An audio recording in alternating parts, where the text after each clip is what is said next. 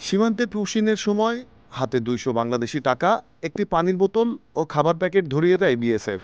পরে তাদের কাঁটাতারের বাইরে বের করে দেয়। কেউ আসতে না চাইলে তার উপর নির্যাতন চালানো হয় বলে জানিয়েছেন পুশিনের শিকার ব্যক্তিরা। পুশিনের শিকার আসামের মিকিরভিটা এলাকার এক ভুক্তভোগী বলেন, ভারতে আমাদের জমি আছে, ঘরবাড়ি আছে, আমি সেখানকার একজন প্রাথমিক বিদ্যালয়ের শিক্ষক। গত ২৩ মে আমাকে এসপি অফিস থেকে তুলে নিয়ে আসা হয়। পরে সেখান থেকে ভারতের গোয়ালপাড়া জেলার মাটিয়া ডিটেনশন ক্যাম্পে পাঠানো হয়। সোমবার ওই ক্যাম্প থেকে ফজরের নামাজের আগে কাঁটাতার পার করে বাংলাদেশে পাঠানো হয়।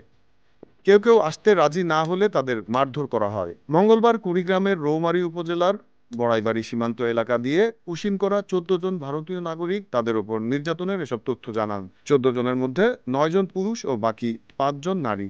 তারা সবাই ভারতের আসাম জেলার বাসিন্দা বলে জানা গেছে। তাদের আটক করে বড়াইবাড়ি ক্যাম্পে রাখা হয়েছে। জামালপুর ৩৫ বিজিবি ব্যাটালিয়নের অধিনায়ক হাসানুর রহমান বলেন, বিষয়টি নিয়ে পতাকা বৈঠকের কথা থাকলেও সেটা হয়নি। আটককৃতদের নাগরিকত্ব যাচাই বাছাই করে পরবর্তীতে আইনি ব্যবস্থা নেওয়া হবে। Z news, Dhaka.